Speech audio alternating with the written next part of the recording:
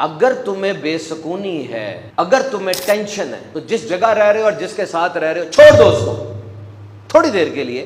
اور اب جس نئی جگہ پر جاؤ نا، صرف جسمانی طور پہ نہیں جانا، دماغی طور پہ بھی وہاں جا کے سیٹل ہونا ہے. پرانی باتوں کو تھوڑی دیر کے لیے بھول جاؤ، مشینیں بند کر دو اور مشینی آوازوں کو بھی بند کر دو. اور یہ جو فیس بک کی ریل کے پیچھے بیک گراؤنڈ میوزک نہیں چل رہا ہوتا جو آپ کے دماغ میں بھی چل رہا ہے، اس کو بھی سوئچ آف کرو. ڈائلاگ گانے سارے بند کر دو، وضو کرو اور قرآن کھولو. دیکھو تمہارا رب تم سے کیا فرما رہا ہے. دیکھو نا، کھولو. کون سی مصیبت، کون سی آزمائش، کون سی ٹینشن ایسی ہے جس کا قرآن میں حل نہیں ہے. اور اب 2 رکعت پانچوں نمازوں کے علاوہ رینڈملی ذرا پڑھو. کنیکشن وہ مضبوط ہو نا، پتہ چلے میں نے کچھ کیا ہے، کنیکشن مضبوط ہو. یاد رکھ لو، اس دنیا میں تم آئے اسی لیے ہو کہ تم اللہ سے اپنا کنیکشن مضبوط کر لو. دس از دا اونلی پرپز. لیکن موبائل، دوست، ہوٹل، سیر و تفریح، پیسہ پیسہ پیسہ، اللہ کو یاد کم کرتے ہیں ہم، ہے نا. اللہ کو اتنا یاد نہیں کرتے. یہ کنیکشن مضبوط کیسے ہوگا؟ سمجھ لو، دعا کی پاور کو کبھی انڈر ایسٹیمیٹ نہ کرنا.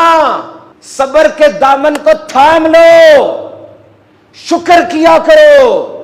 خدا کی قسم وہ جانتا ہے، جو چیلنجز کا تمہیں سامنا ہے وہ جانتا ہے، جو آزمائشیں تم سہ رہے ہو اس کے پتہ ہے، اندھیرے میں جو تم روتے ہو اسے ان آنسوؤں کا بھی پتہ ہے.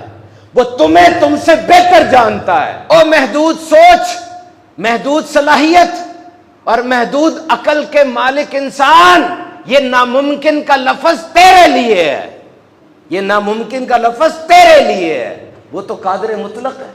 اللہ اکبر، وہ بڑا ہے، وہ بے نیاز ہے. اتنی بڑی کائنات اس نے بنائی ہے جس کے اسپیسز کا ہی نہیں پتا چل رہا، نمبر آف گیلیکسیز اور نمبر آف پلانٹس کا ہی نہیں پتا چل رہا، جو اس کا خالق ہے. اتنا پیچیدہ نظام اس نے بنایا.